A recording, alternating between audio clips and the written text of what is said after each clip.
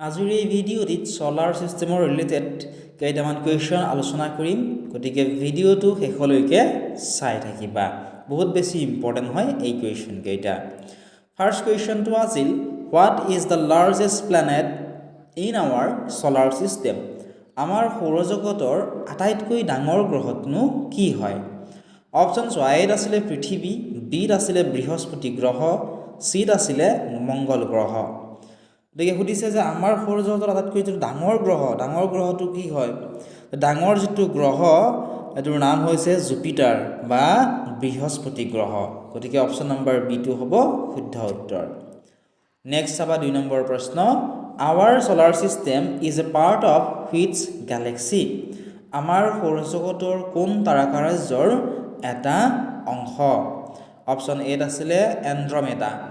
option B কৃষ্ণ গহ্বৰ option number C আছিলে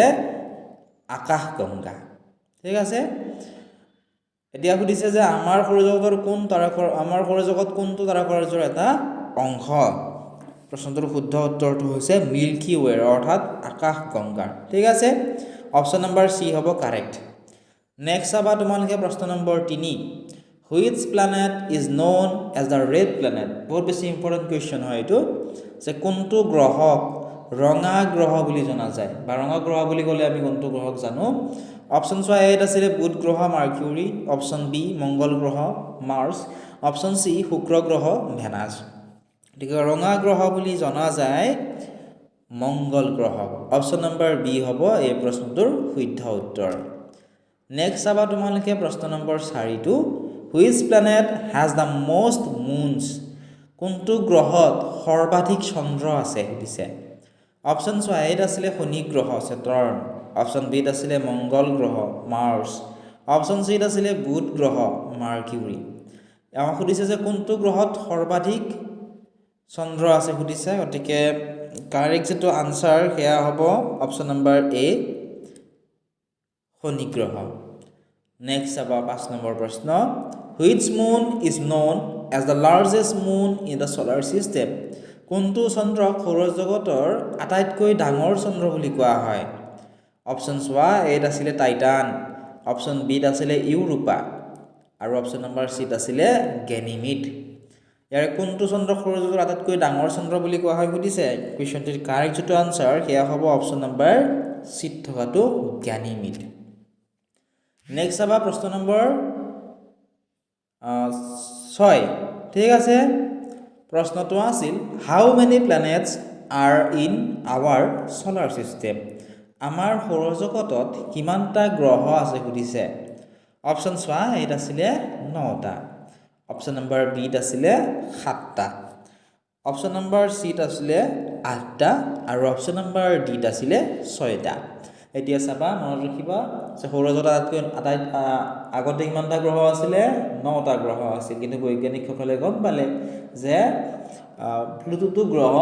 নহয় সেই কাৰণে বৰ্তমান সৌৰজগতত থকা গ্ৰহৰ সংখ্যা হৈছে 8টা গতিকে অপচন নম্বৰ সি কাৰেক্ট হ'ব নেক্সট চাবা প্ৰশ্ন number 7 what is the name of the largest moon of Saturn শনি গ্ৰহৰ আটাইতকৈ ডাঙৰ চন্দ্ৰটোৰ নাম কি সুধিছে অপচন এত আছিলে টাইটান অপচন বিত আছিলে গেনিমিড আৰু অপচন নম্বৰ চিত আছিলে ইউৰোপা আমাক কি সুধিছে চোৱা শনি গ্ৰহৰ আটাইতকৈ ডাঙৰ চন্দ্ৰটোৰ নাম সুধিছে গতিকে কাৰেক্ট আনসাৰ অপচন এ হ'ব টাইটান নেক্সট তোমালোকে চোৱা প্ৰশ্ন নম্বৰ 8 ফবছ এণ্ড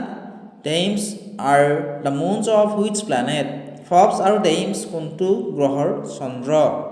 অপচন আছিলে এ মংগল গ্ৰহ মাৰ্চৰ অপচন বিত আছিলে বৃহস্পতি গ্ৰহ Jupiter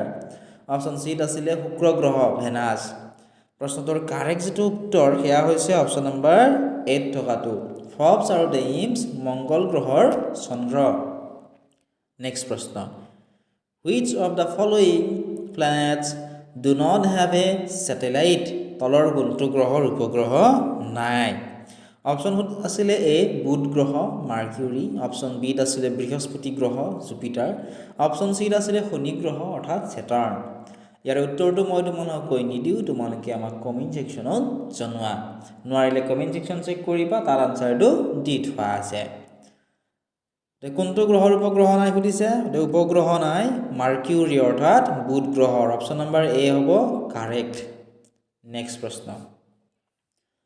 The approximate diameter of the sun is dash times the diameter of earth সূৰ্যৰ আনুমানিক ব্যাস পৃথিৱীৰ ব্যাসৰ ড্যাশ গুণ অপশ্যন এত আছিলে 109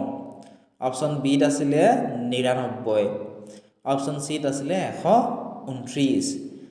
কাৰেক্ট আনসাৰটো কি হ'ব কি সুধিছে সূৰ্যৰ আনুমানিক ব্যাস পৃথিৱীৰ ব্যাসৰ ড্যাশ গুণ সূৰ্যৰ আনুমানিক ব্যাস পৃথিৱীৰ ব্যাসৰ 109 গুণ অপশ্যন এ কাৰেক্ট হ'ব নেক্সট চাবা প্ৰশ্ন number 11 The scientist who first discovered that the earth revolves around the sun was পৃথিৱীখন সূৰ্যৰ চাৰিওফালে ঘূৰি থাকে বুলি প্ৰথম আৱিষ্কাৰ কৰা বিজ্ঞানীজন কোন আছিল অৰ্থাৎ প্ৰথমে কোনে কৈছিলে যে পৃথিৱী সূৰ্যৰ চাৰিওফালে ঘূৰি থাকে কোনজন বিজ্ঞানীয়ে কৈছিল অপশ্যন এত আছিলে নিউটন অপশ্যন বিত আছিলে আইনষ্টাইন অপশ্যন চিত আছিলে কপাৰ্নিকাছ কুৱেশ্যনটিৰ কাৰেক্ট আনসাৰ হ'ব অপশ্যন নম্বৰ সি পৃথিৱীখন সূৰ্যৰ চাৰিওফালে ঘূৰি থাকে বুলি কোৱা প্ৰথমজন বিজ্ঞানী কপাৰ্নিকাছ আছিলে নেক্সট চাবা প্ৰশ্ন number 12 how long does light take to reach the earth from the sun সূৰ্যৰ পৰা পোহৰ পৃথিৱীলৈ যাবলৈ কিমান সময়ৰ প্ৰয়োজন হয় অপশ্যন এত আছিলে প্ৰায় 4 মিনিট এবাউট 4 মিনিটছ অপশ্যন বিত আছিলে প্ৰায় 8 মিনিট এবাউট 8 মিনিটছ অপশ্যন চিত আছিলে প্ৰায় 6 মিনিট এবাউট 6 মিনিটছ প্ৰশ্ন নম্বৰ 12 ৰ কাৰেক্ট যেটো আনসাৰ হেয়া হ'ব অপশ্যন নম্বৰ বি সূৰ্যৰ পৰা পোহৰ পৃথিৱীলৈ যাবলৈ 8 মিনিট সময় লাগে প্ৰশ্ন নম্বৰ 13 চোৱা The shortest day that occurs in the northern hemisphere is উত্তৰ গোলাৰ্ধত ঘটা আটাইতকৈ ছুটি দিনটো হৈছে অপশ্যন এত আছিলে 22 December option B 22 November option number C আছিলে 23 ছেপ্টেম্বৰ চেষ্টা কৰাচোন ইয়াৰ শুদ্ধ উত্তৰ কি হ'ব উলিয়াবৰ কাৰণে ভিডিঅ'টো পোষ্ট কৰা আৰু যদি পাৰিছা আমাক কমেন্ট সেকশনত আনসাৰটো জনোৱা কাৰেক্ট আনসাৰটি হ'ব উত্তৰ গোলাৰ্ধত ঘটা আটাইতকৈ ছুটি দিনটো হৈছে 22 ডিসেম্বৰ অপশ্যন নম্বৰ এ কাৰেক্ট হ'ব নেক্সট কুৱেশ্যন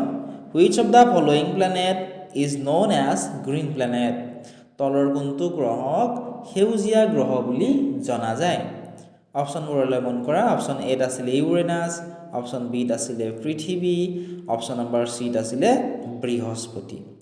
ইয়াৰে কোনটো গ্ৰহক সেউজীয়া গ্ৰহ বুলি জনা যায় সুধিছে তে সেউজীয়া গ্ৰহ বুলি জনা যায় ইউৰেনাছক অপশ্যন এ কাৰেক্ট হ'ব ঠিক আছে